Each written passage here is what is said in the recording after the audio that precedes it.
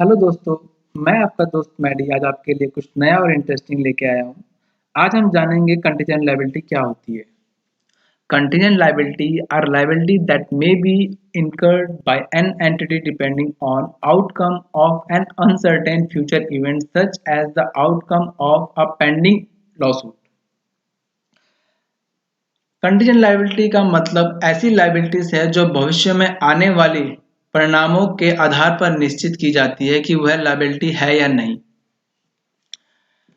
और इसको हम और भी आसान तरीके से समझेंगे एग्जाम्पल के थ्रू। मान लेते हैं एक पर्सन है जिसका नाम कमल है। वो अपनी गाड़ी से नेहा का एक्सीडेंट कर देता है और उस एक्सीडेंट के दौरान नेहा को चोट आती है और उसकी स्कूटी भी टूट जाती है। एक्सीडेंट में हुए हुए नुकसान के लिए नेहा कोर्ट में मानहानि का मुकदमा करती है और कमल से 5 लाख रुपए का मुआवजे की मांग करती है।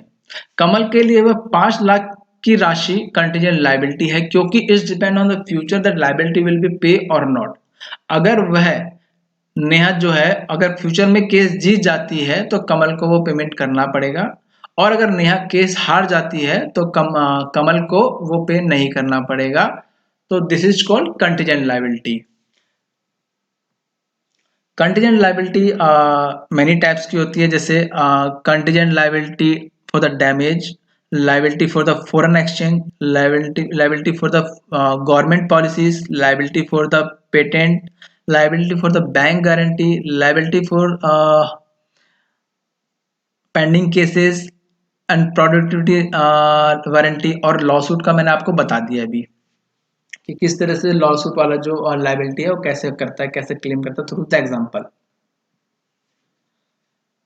कंटीजेंट लायबिलिटी अभी जैसे मान लो कमल है, अगर वो कमल अपनी बैलेंस शीट बनाता है, बुक्स ऑफ अकाउंटिंग क्लोज करता है, तो कमल की रिस्पॉन्सिबिलिटी है at the time of the finalise of the book we have to mention a note at the in the side of the liability कि this judgement is based on the consideration of the information valuable up to the date on the which is the final statement are the approved and will be include a review of।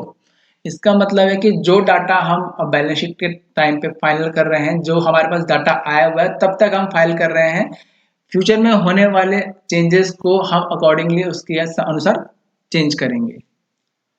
तो this is the contingent liability concept. If you have any query please message me, I will reply definitely, and thank you so much for watching this video. Please share and subscribe. Thank you so much.